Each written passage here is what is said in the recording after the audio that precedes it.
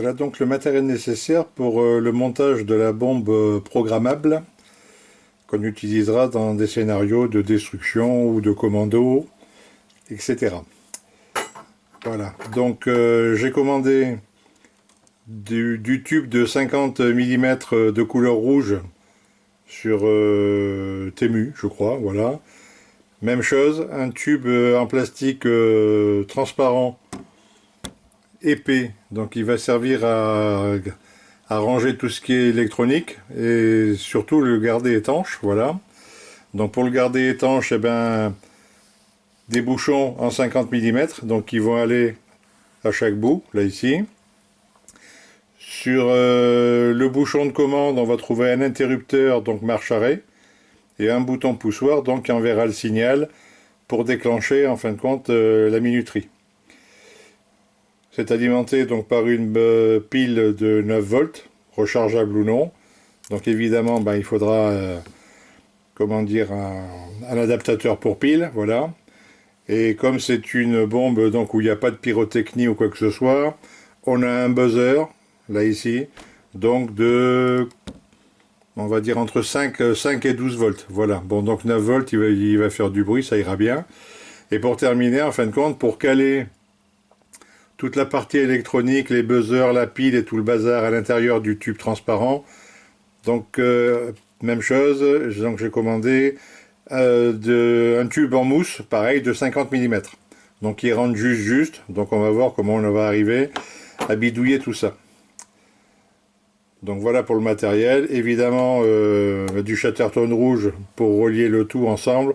Je verrai après peut-être pour y mettre un Colson, mais enfin je sais pas, on verra, on va voir comment ça s'arrange.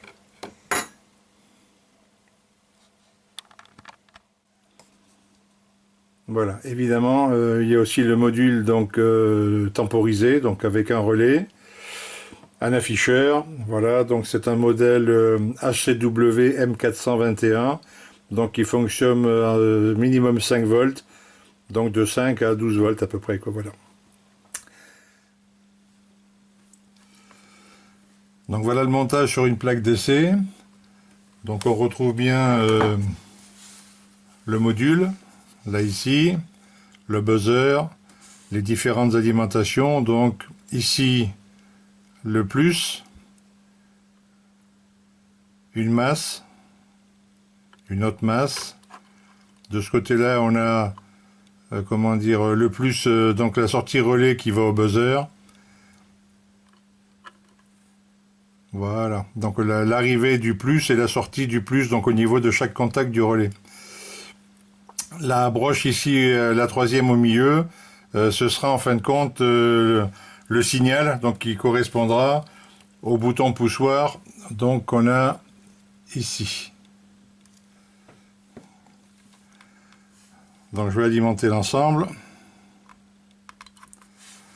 Donc là il nous montre bien qu'on a choisi le programme P2. Alors ce programme P2, qu'est-ce que c'est? En fin de compte, quand on va envoyer le signal là ici, il va commencer à compter, donc jusqu'à 300 secondes, donc ce qui correspond à 5 minutes. Voilà, donc ça c'est la durée, le temps que va avoir le commando en fin de compte pour dégager dès qu'il aura amorcé la bombe. Et comment dire, donc quand le contact aura eu lieu, donc le buzzer va sonner, et le buzzer va sonner pendant 5 secondes. Et ensuite, tout le reste revient à zéro. Voilà, donc tout simple. Donc voilà le signal. Tac. Donc là, on va commencer à comptabiliser. Et donc, on va aller donc jusqu'à 300 comme ça. Je vais pas vous faire endurer ça, donc je vais arrêter pour l'instant le caméscope et le remettre en route quand on sera pas trop loin du compte.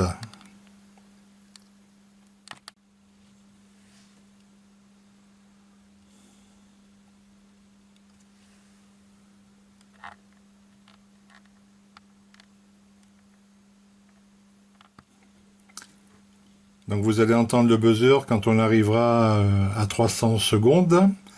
Voilà, et vous verrez donc s'afficher ensuite 5 secondes, donc la durée donc de contact au niveau du buzzer. Je n'aborde pas la programmation du module électronique puisque on trouve tout ça sur internet très très bien expliqué, beaucoup mieux que ce que je pourrais faire. Le programme que j'ai retenu, bon, c'est celui qui nous convient évidemment, voilà. À savoir que cette PAC est normalement faite pour gérer des portes de garage. Voilà, on y arrive.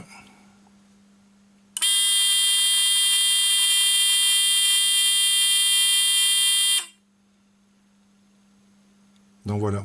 Là maintenant, pour relancer éventuellement, comment dire, la machine, il suffirait de renvoyer un signal, ce qui n'est pas le but de toute façon, puisque on considérait donc que l'objectif a été atteint et que on a détruit ce qu'on devait détruire. Voilà. Donc je coupe le contact. Bon là au niveau du montage, l'idée en fin de compte c'est de tout regrouper dans le tube transparent. Pour des questions de facilité et d'étanchéité, bien évidemment, voilà. Donc le principe est simple, c'est d'utiliser donc la mousse, de faire les découpes nécessaires pour pouvoir y installer les différents modules. Donc que ce soit la partie électronique, le buzzer, le système donc en fin de compte d'alimentation et éventuellement dessous de pouvoir y mettre la pile. Le tout étant évidemment le mieux calé possible, donc avec un bouchon d'un côté, donc pour lequel on ne demandera rien de particulier, et de l'autre côté, en fin de compte, le fameux bouchon sur lequel on trouvera l'interrupteur marche-arrêt et l'interrupteur, en fin de compte, qui donnera le signal de déclenchement du timer. Donc à partir de là, il faut travailler finement avec des cutters, des petits outils qui vont bien pour faire une découpe propre et puis essayer d'arriver au mieux. Donc je vais faire ça tranquillement et je vous montrerai le produit terminé. Bon, voilà le prototype réalisé.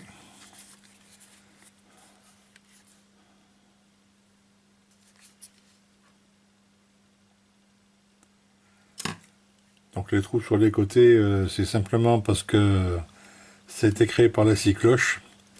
Voilà, bon comme il n'y a rien à l'intérieur, de toute façon c'est pas un problème. Voilà, l'étanchéité est bien assurée par les deux bouchons là ici. Au niveau de l'électronique, voilà, on voit la batterie en dessous.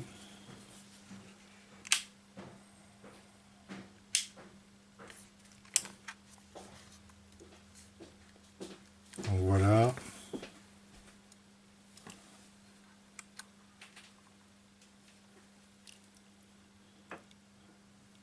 Ok, donc ça fonctionne. Il n'y a pas de souci. Bon, je pense que je mettrai plutôt des Colson que du Chatterton parce que ça va ramasser la merde. Bon, on verra ça à l'usage. Donc voilà. On va tout faire péter.